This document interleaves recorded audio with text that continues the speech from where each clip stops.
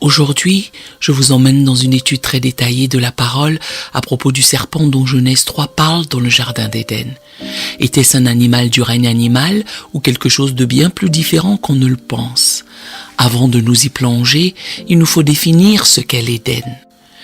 Je suppose que vous comprenez qu'Éden est décrit de façon diverse, plus tard utilisé pour le tabernacle et le temple. C'est l'habitation de Dieu et là où Dieu est. C'est là que se trouve l'assemblée de Dieu.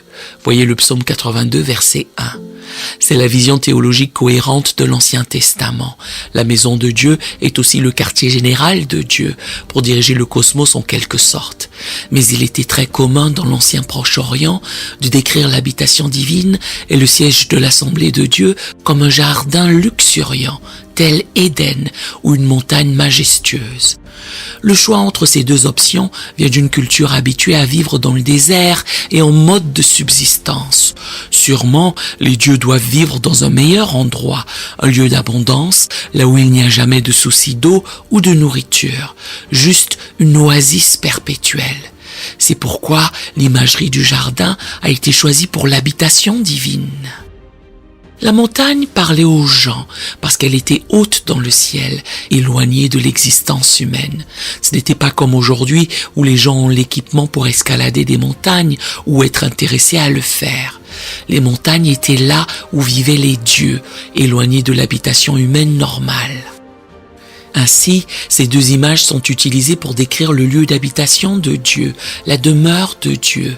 C'est de cela qu'il s'agit à propos d'Éden. Ce qui s'est passé dans le jardin, c'est qu'un être divin, pas un vrai membre du règne animal associé d'une façon ou d'une autre à l'assemblée de Dieu, a librement choisi de s'opposer au plan de Dieu pour l'humanité, en la poussant à désobéir à Dieu, afin qu'elle soit tuée ou écartée de l'assemblée de Dieu et de la famille de Dieu. Je ne crois pas que c'était un membre normal du règne animal. Je pense que c'était un être divin, peut-être se faisant passer pour un animal ou prenant une certaine forme serpentine qui a égaré l'humanité et a causé sa mortalité, sa perte d'immortalité dans le jardin. Mes deux arguments principaux sont un être divin, pas un membre normal du règne animal. Il y a plusieurs éléments dans le récit qui nous disent que ce n'est pas simplement une bête du règne animal qui parle, qui dirait qu'il est le plus malin de tous les animaux. Non, les animaux n'ont pas de conscience. Nous avons clairement affaire à un être divin. Le mot pour cet être, cette figure dans le jardin, est Nakash. Je pense qu'une triple entente a lieu ici. Nakash en tant que racine du terme, 3 consonnes, Nun, Et et Shin dans le mot hébreu. Ces 3 consonnes sont la racine d'un nom, d'un verbe et d'un adjectif en hébreu. Si nous prenons Nakash comme nom pointant vers le nom, ce serait le mot pour serpent. Bien sûr, c'est ce que toutes les traductions ont adopté, c'est parfaitement compréhensible, il n'y a pas de mal à cela. Toutefois, selon moi, ce qui ne va pas, c'est de supposer que c'est un membre du règne animal. Nakash pourrait signifier un serpent en tant que nom. En tant que verbe, il signifie tromper ou pratiquer la divination, ou la tromperie à travers la divination. Nakash pourrait donc traiter de décrire ou impliquer un trompeur, ou encore une sorte d'être qui avait une connaissance divine, qui bien sûr dans l'histoire l'utilise pour manipuler l'humanité. Ça correspond tout à fait à l'histoire. Un grand nombre de commentateurs auront conscience de ces deux options, mais ils veulent d'une façon ou d'une autre graviter vers un membre du règne animal. Je ne comprends pas la logique derrière cela, mais au moins ils sont conscients de ces 2 points. Le 3e point est négligé. Si on pense à comment cette racine est utilisée en adjectif ou comme nom alternatif, on a la signification des reins ou comme les reins. L'idée est que ça brille. Les reins brillent. Voilà pourquoi c'est attrayant. Donc, si on prend Nakash et le texte hébreu a spécifiquement Hanakash, ici, avec l'article défini, le terme signifierait astre brillant ou celui qui brille. Je pense qu'il faut prendre ça en compte dans la discussion sur Nakash dans Genèse 3, parce que la brillance ou la luminosité est une qualité fréquemment appliquée aux êtres divins dans la Bible hébraïque et ailleurs dans l'Ancien Proche-Orient. C'est pourquoi je dis que nous avons une triple entente ici. Nous avons une sorte d'être se manifestant soit comme un serpent, soit une créature serpentine. Mais ce n'est pas une créature, ce n'est pas un membre du règne animal, c'est un être divin lumineux, brillant, qui a une connaissance divine spéciale et qui trompe l'humanité. Quand je l'explique ainsi, vous allez peut-être penser, eh bien, ça semble assez normal, et ça l'est. Je ne dis rien de vraiment bizarre ou hors des sentiers battus. Ce que j'essaie d'apporter, c'est d'intégrer cette idée de luminosité parce qu'elle est intimement associée à un être divin et pas à un membre du règne animal. Ce serpent n'était pas un membre normal du règne animal. Et je dirais que le fait qu'il parle à Ève, le Nakash lui parle, et qu'elle répond, nous indique que nous n'avons même pas vraiment un serpent, mais une sorte d'être qui pourrait être serpentin. C'était ainsi qu'il est apparu aux yeux d'Adam et Ève. On voit cela également dans Ésaïe 6 avec le séraphin. La plupart des gens supposent que cela signifie brûlant, en assumant que ça vient du verbe brûler, et oublient que saraph signifie également serpent, et vient probablement, comme vous le verrez dans votre lecture, de Saraph en Égypte. L'idée d'un serpent gardien, parce que c'est l'équivalent égyptien, l'équivalent pictural, iconographique du chérubin, qui étaient les gardiens du trône assyrien ou phénicien. On ne peut pas exclure certaines options de Genèse 3 et interpréter le passage, puis aller à d'autres passages et exclure d'autres options, et alors prétendre qu'il n'y a pas de relation entre Genèse 3 et la terminologie d'Ésaïe 6, ainsi que l'épisode d'Ésaïe 14 et celui d'Ésaïe 28. C'est une méthodologie illégitime. Ce que je dis, c'est qu'il faut prendre en compte tous ces passages pour obtenir une image complète et cohérente d'une salle du trône divine en Éden, avec un chérubin gardien du trône ou un saraph, serpentin gardien, ce genre de choses qui, par sa proximité avec Dieu et un certain rôle dans l'assemblée de Dieu en Éden, décide de tromper l'humanité pour s'en débarrasser. C'est aussi simple que cela. Ma méthode consiste dès lors à incorporer toutes les données et à les mettre dans le même pot pour en sortir une conclusion cohérente, plutôt que d'exclure un élément dans un passage, puis de renverser la situation et inclure l'élément exclu dans Genèse 3 dans un autre passage, pour ensuite exclure autre chose. Car c'est ce que font les commentateurs, et cela perpétue une incompréhension et franchement une vision superstitieuse de ce qui se passe dans Genèse 3. Pour vous donner la preuve que Michael Heiser n'a pas inventé cela, je ne suis pas le seul. Ce n'est pas une idée idiosyncratique. C'est fondamentalement ancré dans le texte, dans le matériel et la méthodologie sémitique comparatif, de manière cohérente. Maintenant, je vais comparer Genèse 3 avec Ésaïe 14 et Ézéchiel 28. Et cette comparaison, je crois, renforcera le sens du mot Nakash, comme étant essentiellement un être serpentin, pas un vrai membre du règne animal, qui avait une connaissance spéciale, fut enflé d'orgueil et voulut fondamentalement diriger le spectacle, devancer le plan de Dieu et le renverser, en substituant sa propre volonté, ce qui signifiait se débarrasser de l'humanité. Cet être est également décrit ayant une luminosité se dégageant de lui. Il était un être ou astre brillant. Il y a plusieurs indications dans le simple mot Nakash que nous avons affaire à un être divin. Et il va y avoir quelques indications entre ces trois passages qui renforcent le point que nous sommes dans le cadre de l'assemblée de Dieu, que nous avons affaire à un membre de l'assemblée de Dieu, pas à un membre du règne animal. Ces deux passages, Ézéchiel 28, versets 11 à 19 et Ésaïe 14, versets 12 à 15, parlent de rois tyrans maléfiques. L'un est le roi de Babylone, l'autre le roi de Tyr, dont l'orgueil est décrit en termes d'une ancienne histoire à propos d'un être divin déchu du paradis, à cause d'une rébellion contre une autorité supérieure, contre Dieu. Ce conte fait directement référence à Éden, dans le cas d'Ézéchiel. Éden est effectivement mentionné dans Ézéchiel 28 et indirectement, bien que je pense clairement, dans le cas d'Ésaïe. Première série de comparaisons. Vous remarquerez que nous comparons ces trois passages.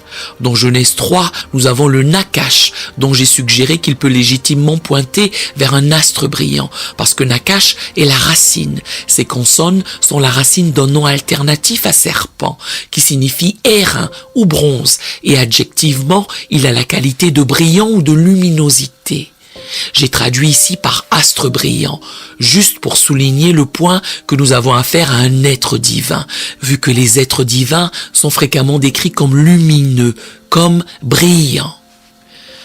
Dans Ézéchiel 28, verset 13, nous avons un être décrit comme couvert de pierres précieuses. Ailleurs, ces sortes de joyaux décrits dans Ézéchiel 28 décrivent la luminosité du trône de Dieu. Encore une fois, c'est un indicateur que nous avons affaire à un être divin, un être spécial ici, qui a cette qualité lumineuse et brillante.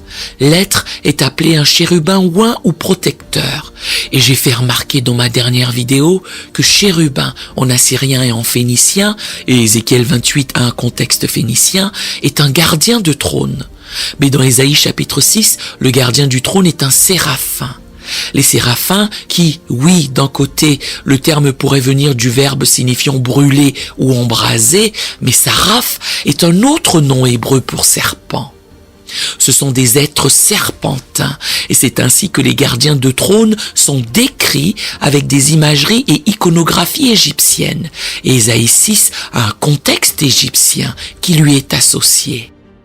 Séraphins et chérubins étaient vraiment la même chose. Ce sont juste des termes différents à cause des différents contextes culturels et religieux qui sont la toile de fond des usages bibliques. Dans Ézéchiel 28, nous avons un chérubin protecteur ou oint. Nous avons un gardien de trône. Encore une fois, Mashiach est le nom et Mashak est le verbe pour oindre. Mais même ce terme peut venir d'un homonyme sémitique. Un mot qui s'écrit de la même façon, mais qui a un sens différent. Il a un homonyme sémitique qui signifie briller. Quelle surprise! En conséquence, nous pourrions en fait avoir ici un chérubin brillant. Vous pouvez noter en outre qu'il y a une expression saut à la perfection dans Ézéchiel 28, verset 12. C'est Rotem Tartnit. En sémitique, parfois, le M à la fin d'un nom est silencieux, un peu comme le E silencieux sur beaucoup de mots anglais. Si c'est le cas ici, il y en a plusieurs autres qui se produisent dans Ézéchiel. Alors, nous n'avons pas Rotem, qui est une chevalière ou un sceau, nous avons Het, Vav, Tav, qui signifie serpent. C'est un autre mot pour serpent dans les langues sémitiques. Nous pourrions en fait traduire cela par serpent de perfection. Dans Ésaïe 14, notre indice qui nous fait savoir que nous avons la même orientation est Elel ben Shachar, dans Ésaïe 14, verset 12. Le terme signifie littéralement astre brillant, fils de l'aurore. C'est le terme hébreu dont nous tirons Lucifer. Lucifer est la traduction latine vulgate de Elel, brillant. À nouveau, quelque chose de lumineux. Lucifer, bien sûr, vient du latin. Lucifer lui-même n'apparaît pas dans la Bible. On le voit dans une traduction latine comme la Vulgate, juste pour que vous sachiez d'où vient le terme. C'est un être lumineux. Passons à la suite. Nous avons la figure en question dans Éden, évidemment dans Genèse 3. Il veut tromper Adam et Ève, et il leur dit « Quand vous mangerez de l'arbre, vous ne mourrez pas, vous deviendrez comme l'un des Elohim. » Et nous savons que c'est au pluriel, parce qu'au verset 22 de Genèse 3, Dieu dit « Et Adam et Ève sont maintenant devenus comme l'un de nous. » Encore une référence au pluriel. Ils sont devenus comme l'un de nous, comme les Elohim dans ce verset. C'est une référence très claire au cadre de l'assemblée de Dieu, c'est-à-dire qu'Éden était le lieu de l'assemblée en question. Et je suis désolé de le dire, mais les serpents n'en étaient pas membres. Les animaux n'étaient pas membres de l'assemblée de Dieu, mais les êtres divins l'étaient. Et comme nous venons de le voir, ces êtres divins sont parfois décrits avec des imageries serpentines, parce qu'ils sont des gardiens de trône, séraphes, séraphins. Tout cela devrait être assez transparent pour quelqu'un qui travaille sur les langues sémitiques. Je ne sais pas pourquoi tant de commentateurs ne voient pas les liens ou refusent de les voir. Ézéchiel 28 fait spécifiquement référence à Éden et l'appelle à la fois un jardin comme dans Genèse 3 et une montagne. On a à nouveau les deux images de l'assemblée de Dieu, de la demeure divine dans ce chapitre. Éden est la sainte montagne de Dieu et ce chérubin oint ou cette figure serpentine marchait au milieu des pierres étincelantes. Verset 16. Les pierres étincelantes en Éden sont une autre indication d'imagerie de montagne cosmique de l'assemblée de Dieu. Vous verrez cela un peu plus clairement dans Enoch, qui est postérieur, mais j'attirerai votre attention sur la description des imageries étincelantes sur les montagnes. Les montagnes sont faites de pierres, genre d'imagerie associée au Sinaï, qui était l'endroit où Dieu résidait. Ces connexions, ces images ne sont pas accidentelles, elles sont conçues pour situer le lecteur, pour le transporter mentalement devant la présence de Dieu. Le chérubin ou la figure du serpent est à nouveau sur la montagne cosmique dans un contexte de l'assemblée de Dieu. Et ce personnage se prend pour Dieu, prétend être assis sur le siège de Dieu et dit même dans Ésaïe 28 verset 2 « Je suis un Dieu » ou « Je suis Dieu ». Vous avez clairement une figure de rang inférieur qui se considère comme le patron ou qui considère qu'il devrait l'être et cela causera sa perte. Nous ne savons pas nécessairement comment cela se manifeste dans Ésaïe 28, mais dans Genèse 3, cela se manifeste en interférant avec le plan de Dieu, la volonté de Dieu pour l'humanité. Dans Ésaïe 14, Hélel ben Chachar, l'astre brillant, est décrit comme voulant établir son trône sur la montagne de Dieu, la montagne de l'assemblée de Dieu.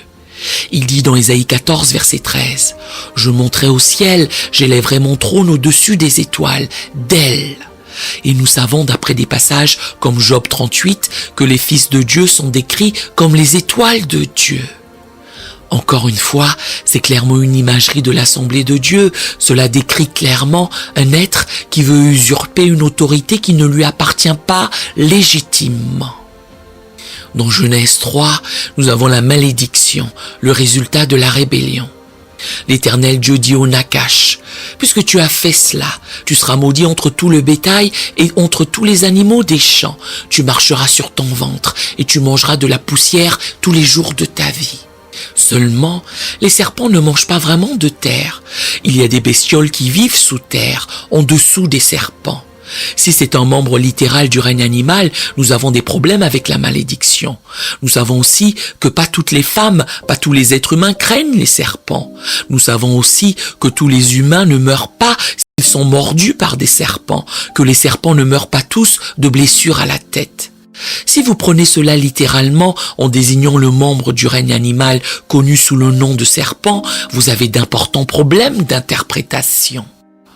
Je dirais que cela se résout en le regardant de manière spirituelle et métaphorique, en laissant l'imagerie guider l'interprétation de la malédiction d'un être divin dans le contexte de l'assemblée de Dieu qui veut s'élever au-dessus de l'autorité établie. Je dirais que le Nakash est précipité à terre. Gardez à l'esprit le mot terre, parce que dans Ézéchiel 28, si vous regardez à votre droite sur l'écran, et Ésaïe 14, nous avons le mot Eretz, le sol. Eretz est aussi Sheol, le monde des morts. Je pense que ce qui se passe dans Genèse 3, c'est que Dieu dit « Tu voulais être au-dessus de tout ce qui est céleste, je vais te mettre en dessous de tout ce qui est céleste. Et en fait, je vais te mettre à terre, où les bêtes pourront te piétiner. Et encore plus que cela, je vais te mettre sous terre, dans le Sheol, le séjour des morts cosmiques. Tu seras en dessous de chaque créature, parce que maintenant, ton domaine est le domaine de la mort. » C'est ce qu'était le Sheol, le monde souterrain, le séjour des morts. Tu n'es plus désormais à la tête de l'assemblée, tu es le Seigneur des morts. Et cette imagerie est reprise dans d'autres passages de l'Ancien Testament. Dans Ézéchiel 28, le point est que cette figure de chérubin est expulsée de l'assemblée de Dieu, du paradis, du quartier général de l'assemblée, et est envoyée au Sheol, à l'Eretz. Le terme peut signifier le séjour des morts et l'est dans d'autres passages dont vous avez quelques références. Dans Ésaïe 14, verset 9, même chose. Le séjour des morts s'émeut jusque dans ses profondeurs pour t'accueillir à ton arrivée. Il réveille devant toi les ombres, tous les grands de la terre, ou les Réphaïm, qui sont bien sûr les habitants du Shéol dans la littérature ougarétique et biblique. Verset 12. Te voilà tombé du ciel, astre brillant, fils de l'aurore. Tu es abattu à terre, toi, le vainqueur des nations. Au verset 15. Mais tu as été précipité dans le séjour des morts, dans les profondeurs de la fosse. Si vous regardez cela et que vous laissez l'imagerie guider l'interprétation qui est son objectif, vous obtenez une image très cohérente de la rébellion d'un être divin dans les 3 passages, dont le résultat est d'être précipité dans le séjour des morts, soit la terre dans laquelle les gens sont enterrés, que les animaux piétinent, le shéol, le tombeau ou le séjour des morts cosmiques. Et c'est là que le grand ennemi cosmique est dépeint dans l'Ancien et le Nouveau Testament et dans la littérature du Second Temple. Pourquoi ? Parce que Dieu est un Dieu de vie et de salut, et son adversaire est la mort.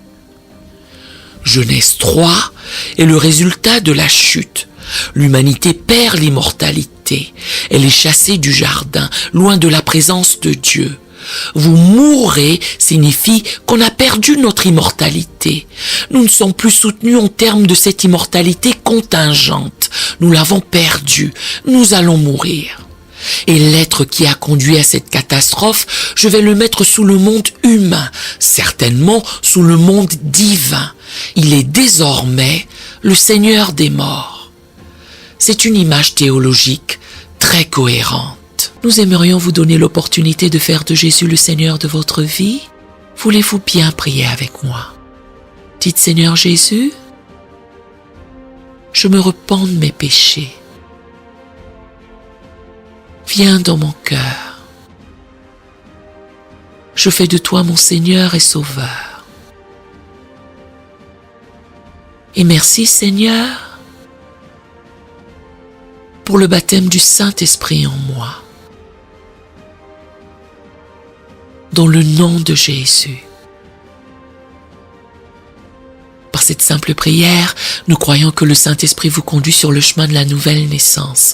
Allez dans une bonne église dont le fondement est la parole de Dieu, passez par les eaux du baptême et donnez à Dieu la première place. Nous espérons de tout cœur que ce message vous encouragera. Si vous connaissez quelqu'un qui puisse être encouragé, s'il vous plaît, envoyez-le lui pour nous aider à atteindre plus de gens et à propager l'évangile. Édifions le corps de Christ ensemble. Appuyez sur la cloche des notifications et merci infiniment de nous soutenir en vous abonnant à notre chaîne. N'hésitez pas à laisser vos requêtes de prière dans la section des commentaires. Sachez que même si vous ne voyez pas de réponse à votre requête, que ce soit sur YouTube, email, Facebook ou sur Messenger, nous avons prié pour vous. Nous invitons humblement le corps de Christ à soutenir chaque requête en écrivant une prière dans la section commentaires. Tenez-vous ferme dans la foi avec nous pendant que nous prions. Que la grâce et la paix du Seigneur Jésus-Christ soient avec vous tous et qu'il vous bénisse merveilleusement.